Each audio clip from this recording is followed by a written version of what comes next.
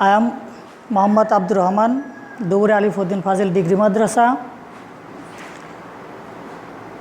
I am very fine and I hope, dear students, you and your all the family members are well at home by the grace of Almighty Allah.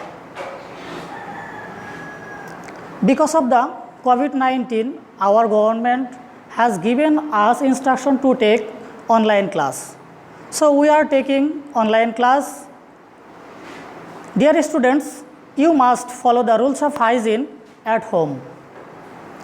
When you will go out, you must use mask. Today our topic, conditional sentence. Subject, English second paper, class 9 and 10. Let's go start our topic, conditionals. When we pronounce it conditional, we can understand conditional mean sharto. What is the definition of conditional? কোনো বাক্যে কোনো শর্তের মাধ্যমে কাজ হওয়াকে conditional বলে। কোনো বাক্যে কোনো কাজের একটা শর্তের বিনিময়ে আরেকটা কাজ সংগঠিত হওয়াকে কন্ডিশনাল বলে। For example,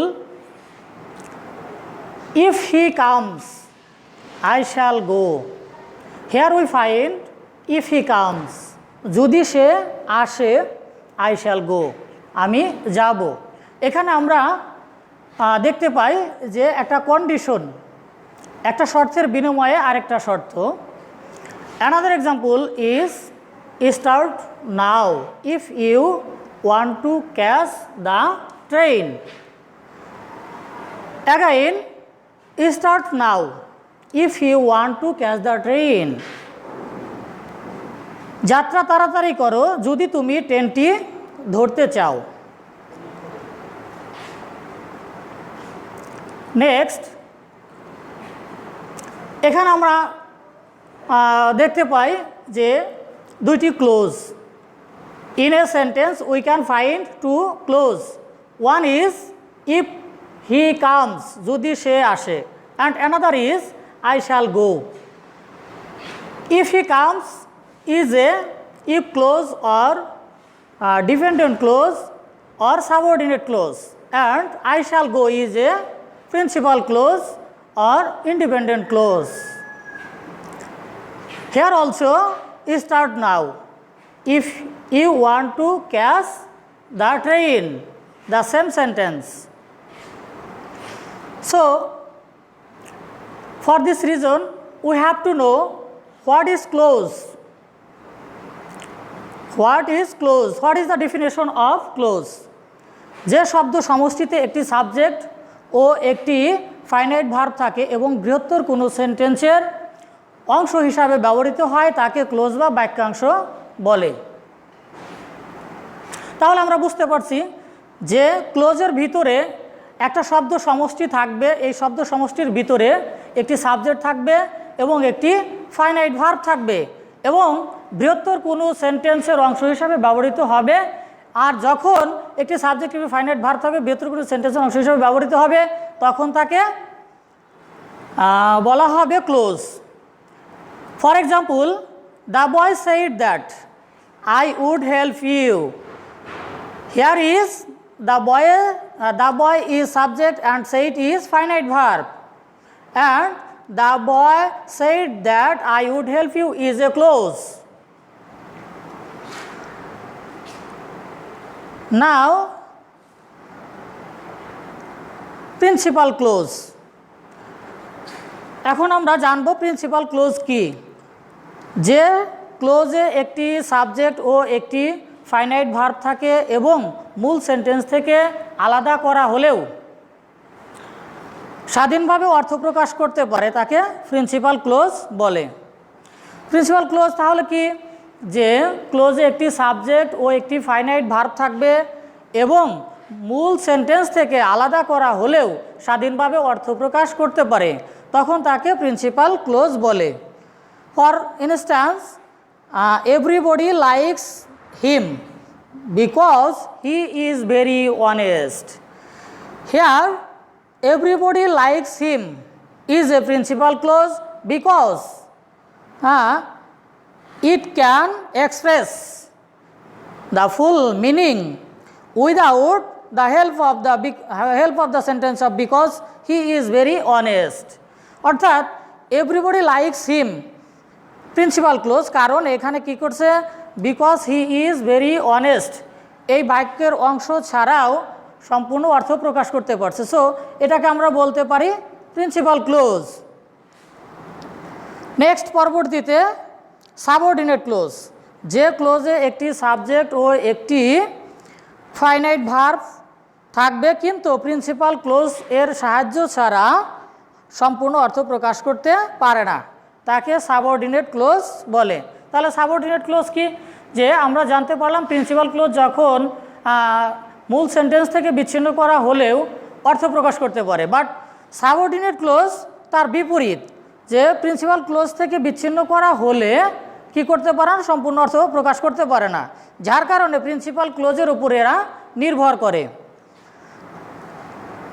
here is example, unless work hard you will fail, যদি না তুমি কঠোর কাজ করো ইউ উইল ফেইল, তাহলে তুমি ব্যর্থ হবে।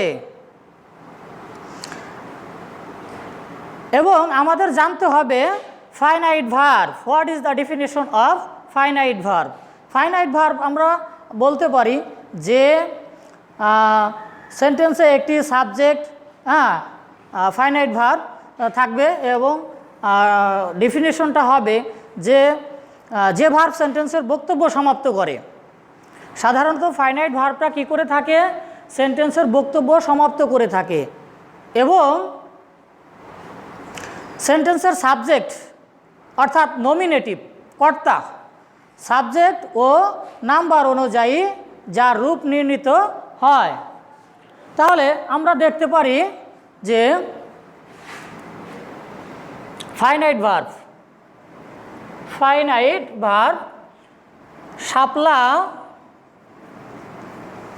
শাপলা sings a song, Shapla sings a song, আমরা দেখতে পাচ্ছি শাপলা sings a song, শাপলা একটি গান গায়। Here Shapla is a subject and sings is a verb which is finite verb. তাহলে শাপলা হচ্ছে সাবজেক্ট, সিংস হচ্ছে ফাইনাইট ভার্ব। কারণ হচ্ছে আমরা জানি সেন্টেন্সের সাবজেক্ট যদি থার্ড পারসন সিঙ্গুলার নাম্বার হয় তাহলে ভার্বের সাথে এস বা ইএস যুক্ত হয়, যার কারণে বলা হয়েছে একটি ফাইনাইট ভার্ব হচ্ছে সেন্টেন্সের বক্তব্য সমাপ্ত করে এবং কি করে থাকে, সেন্টেন্সে যে সাবজেক্ট থাকবে এবং নাম্বার পারসন থাকবে তার উপর নির্ভর করে ভার্বের রূপ নির্ণীত হবে। হেয়ার শাপলা থার্ড পারসন সিঙ্গুলার নাম্বার হওয়ার কারণে মূল ভার্বের সাথে এস বা ইএস যুক্ত হয়েছে। আচ্ছা, তাহলে এ পর্যায়ে আমরা জানতে পারলাম যে কন্ডিশন কি, ক্লোজ কি, তারপরে principal clause, subordinate clause and finite verb. Next আমরা জানব যে কন্ডিশনাল কত প্রকার, what is the classification of conditional in English grammar. তো আমরা দেখতে পাচ্ছি দেয়ার আর 3 kinds of conditional in English grammar. One is first conditional, number second conditional, number 3 third conditional. তাহলে আমরা এ পর্যায়ে জানতে পারলাম যে কন্ডিশনাল হচ্ছে 3 প্রকার। তাহলে ফার্স্ট কন্ডিশন, কিভাবে আমি ফার্স্ট কন্ডিশনটা গঠন করব, সেন্টেন্সটা কিভাবে কমপ্লিট করব এটা আমাকে জানতে হবে। তো first condition is structure if, at first if plus simple oblique present, simple mean present indefinite tense, তো simple oblique present tense plus future oblique imperative. তাহলে এখানে আমরা পাবো ই প্লাস প্রেজেন্ট প্লাস ফিউচার, অথবা ফিউচার যদি না থাকে আমরা পাবো ইম্পারেটিভ। তাহলে আমরা বুঝতে পারছি যে ফার্স্ট কন্ডিশনের গঠনটা হবে ইফ, প্রথমে ইফ থাকবে, তারপরে সিম্পল অথবা প্রেজেন্ট টেন্স, ফিউচার অথবা ইম্পারেটিভ টেন্স, সাসা যেমন ইফ ইউ ওয়ান্ট, যদি তুমি চাও, আই শ্যাল হেল্প ইউ, তাহলে আমি সাহায্য করব। Here according to structure we can find if, next simple or present, you want is a simple, and I shall help you is a future tense. So according to structure we can find the same example, if you want I shall help you. Number second conditional, if plus past conditional। তাহলে আমরা জানতে পারলাম second কন্ডিশনালের গঠন if plus past conditional. Past conditional আমাকে বুঝতে হবে যে past কন্ডিশনালটা আমি কিভাবে গঠন করব। সেই ক্ষেত্রে পাস্ট কন্ডিশনাল গঠন করার জন্য প্রথমে দিতে হবে সাবজেক্ট, সাবজেক্টের পরে উড, কুড, শুড, মাইট, অর্থাৎ চারটার যে কোনো একটা দিলেই হবে। Would, could, should, might plus এখানে যে মূল ভার্ব থাকবে সেই মূল ভার্ব দিতে হবে, এবং মূল ভার্বের যেটা হবে বেস ফর্ম দিতে হবে, plus object. For example, if I were a rich man I would help you. তাহলে আমরা দেখতে পারলাম যে if I were a rich man is a past, plus I would help you, past conditional. Number 3 third conditional, if plus past perfect plus perfect conditional. So এক্ষেত্রেও আমাকে perfect conditional কীভাবে গঠন করব সেটাও আমাকে জানতে হবে।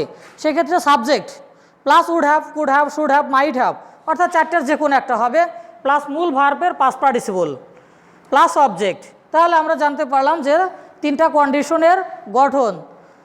তাহলে এ পর্যায়ে আমরা জানতে পারলাম যখন যে কন্ডিশনাল, তাহলে তোমরা সবাই মনে রাখবে, if you can try to understand your best understands the conditional, you can give answer the questions number of the 7 for class 9 and 10.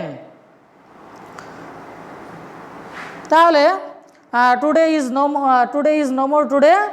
See you again, all the best. I hope you will save and sound at home. Welcome to everybody.